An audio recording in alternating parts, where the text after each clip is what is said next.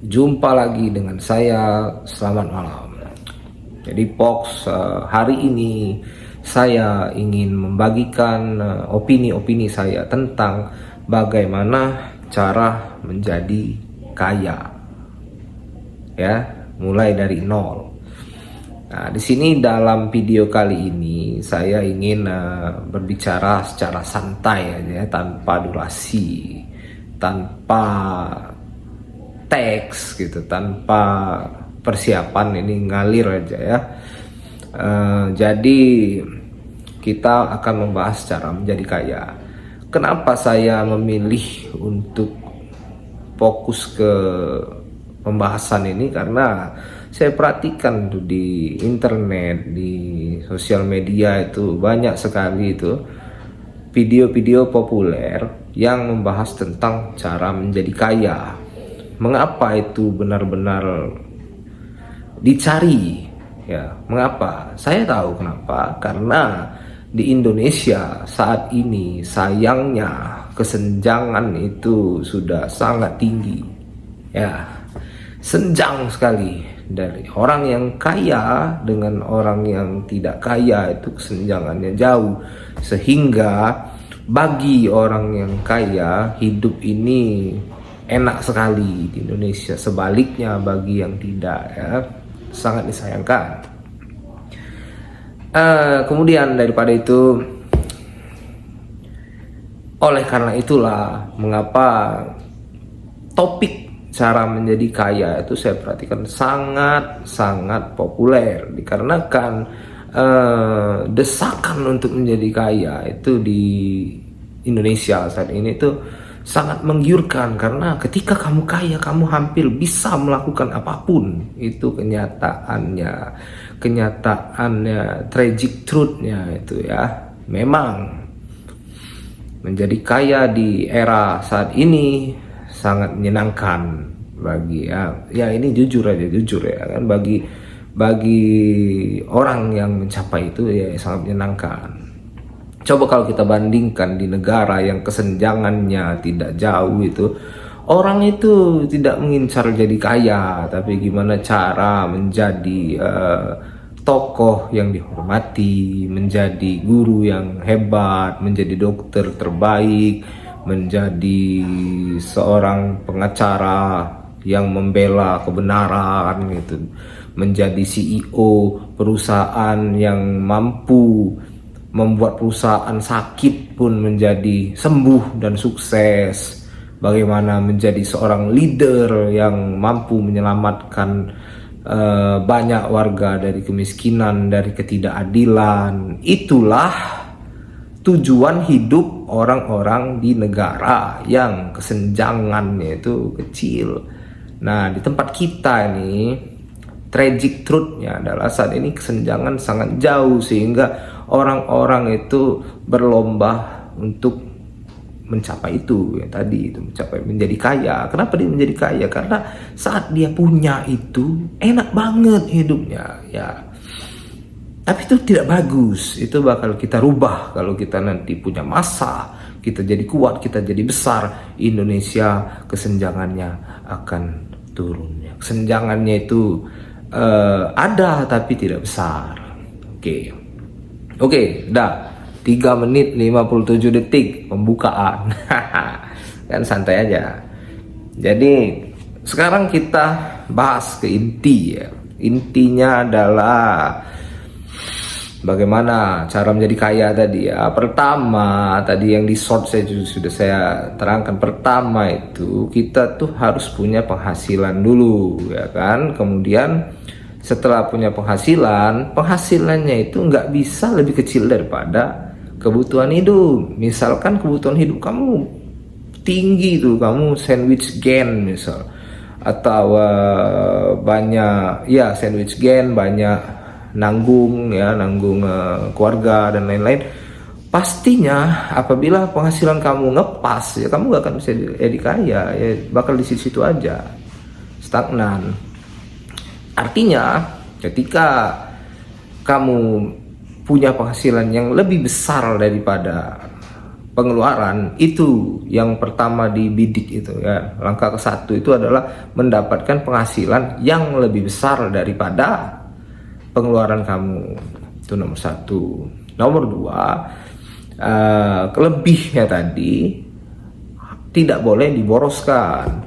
Lebihnya tadi secara disiplin harus kamu putar menjadi apa?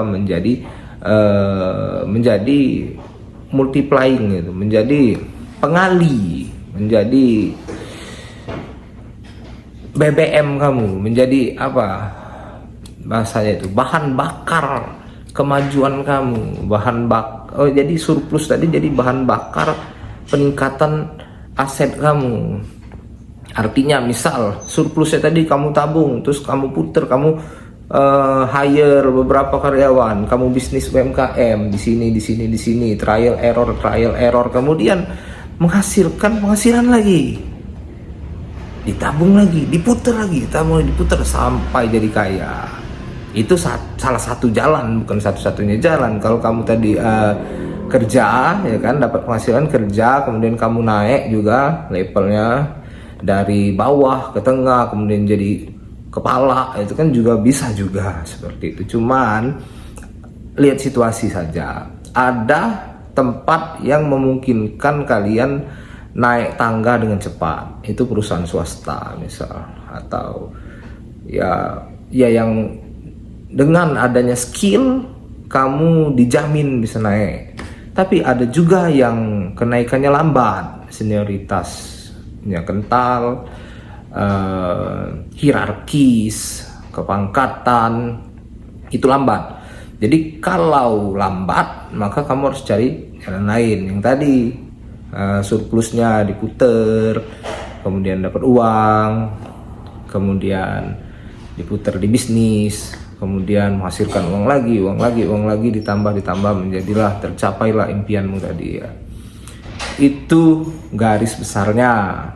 Kan nggak segampang itu, memang nggak segampang itu. Siapa bilang gampang? Emang susah.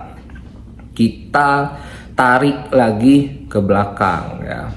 Nanti mungkin di video selanjutnya kita bisa bahas lebih detail tentang gimana muter bisnisnya, gimana nabungnya, model investasinya. Kayaknya itu banyak ya di YouTube ya. Para ahli ekonomi yang membahas tentang itu banyak, bisa kalian cari. Yang ingin saya fokuskan hari ini, itu hari nanti bisa kita bahas juga. Kalau hari ini yang ingin saya fokuskan adalah tadi, cara mendapatkan penghasilan tadi yang nomor pertama. Itu ada banyak cara.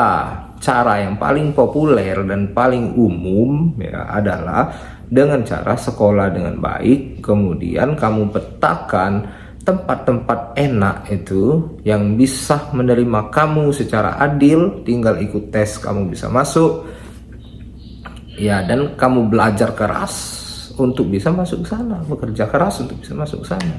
Sudah, sekian, tamat. Itu cara yang paling simple, cara yang paling pasti gitu. Kita bisa bicara ya pasti, nyaris pasti. Kalau cara yang lain juga banyak. Misalkan kamu tekunin seni, terus kamu jadi penyanyi terkenal, atau kamu tekunin olahraga, terus jadi atlet hebat, atau kamu tekunin acting, jadi aktor terkenal, aktris terkenal. Itu lebih baik daripada cara umum tadi, jauh lebih baik. Cuma tingkat kepastiannya kan juga di bawah yang tadi. Yang tadi lebih pasti. Misalkan kamu ada BUMN gitu yang menerima pegawai dengan cara yang transparan. Ini misal, kita nggak sebut apapun ya. Misalkan ada, saya yakin ada itu. Ada yang masih menerima anak-anak terbaik, tercerdas, cukup ikut tes, kamu langsung jadi manajer gitu. Itu ada, itu beneran ada. Nah, caranya adalah kamu kupas gimana cara masuknya. Gimana cara masuknya itu? kamu tanya yang sudah masuk, nyusup. Bang, gimana cara kamu kemarin? Banyak juga tuh yang pelit. Nggak tahu. Tapi ada juga yang baik. Dia kasih tahu, bukunya ini, nanti soalnya 120 biji. Tentang ini, tentang ini, tentang ini, tentang ini. Kita kupas semuanya. Kita kupas semua satu-satu. Kita kupas. Udah kita kupas, kita tahu cara jawabnya. Tinggal gas, udah bagus. Aman hidupnya, ya kan? Tapi kita tarik lagi ke belakang, nggak bisa kayak gitu. Itu cuma berlaku untuk orang yang memang unggul ya secara akademis ya. Jadi dia tinggal belajar, lulus dia. Bahkan ke luar negeri pun dia LPDP ya. Itu lebih panjang lagi ditarik ke belakang. Saya adalah tipe orang yang tidak percaya bahwa ada orang yang terlahir jenius. Itu cuma kecenderungan. Jadi gimana ya, pengaruhnya itu nggak sampai 30%. 70%-nya itu kerja keras. Kalau kita kerja keras, kita bisa jadi jenius. Tapi nggak bisa instan, nggak bisa. Butuh perjuangan konsisten bertahun-tahun itu untuk membangun apa yang skill kamu itu, untuk membangun skill seseorang yang sangat hebat di berbagai bidang itu ya, bisa di olahraga, akademis, apapun itu bertahun-tahun kerja keras secara konsisten. Ya, baik lagi. Jadi tadi tentang cara jadi kaya, ini cara dapat penghasilan ya kan. Itu cara paling enak.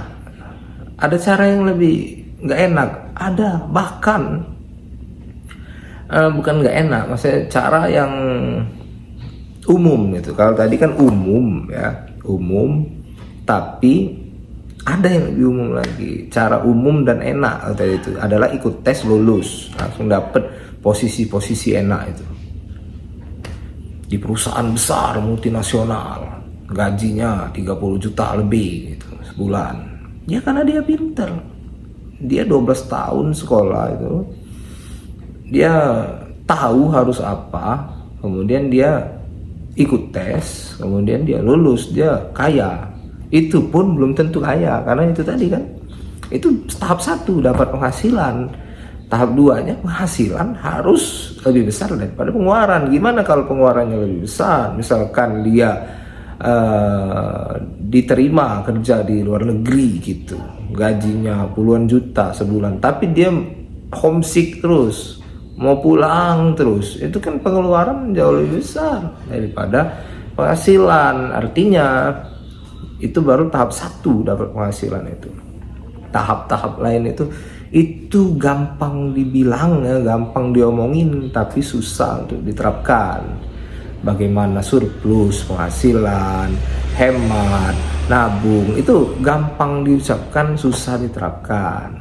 Sudah, gimana lagi, apalagi tadi. Jadi kita sudah di yang namanya tadi cara dapat penghasilan tadi kan, caranya adalah itu tadi, menang ya kan, mendapatkan posisi enak itu tadi. Gimana kalau kita memang nggak punya itu, nggak punya keunggulan di situ misal, sehingga kita harus menjalani hidup secara biasa-biasa saja gitu.